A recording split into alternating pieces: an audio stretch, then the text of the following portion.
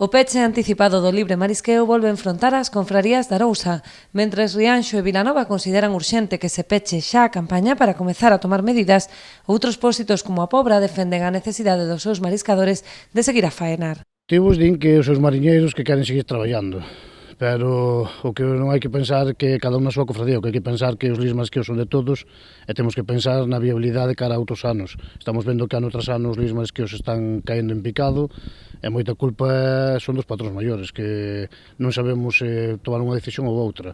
Eu penso que hai que, por unha vez por todas, hai que empezar a poñerse no seu sitio e dicir claras as cousas de que ou repartimos ou gestionamos ou exigimos á Consellería que fagan o seu traballo, porque estamos vendo que os mariñeiros ano tras ano no inverno están marchando para fábricas ou para outras cofradías a poder traballar. Na Ría da Arousa quedan 4 contados.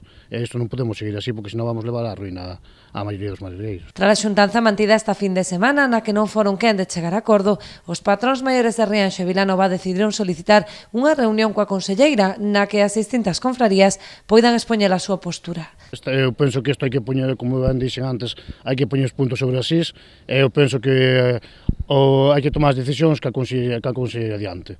E o que digo a maioría hai que respetalo, porque o que non pode ser é que haya cofradías que por 2, 3, 4 cofradías que digan que non queren unha gestión ou que non queren un reparto, que isto siga así. Non, isto hai que empezar a gestionarlo de outra forma para que a xente poidamos vivir desto como se vivía antiguamente.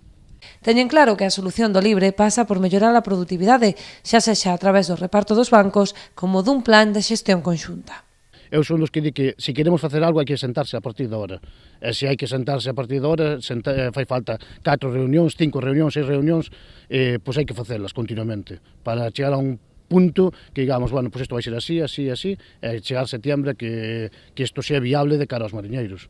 Dende Rianxo insisten en que as medidas a adoptar deben decidirse xa, co fin de non hipotecar futuras campañas ante unha merma da produción que vai a máis cada ano.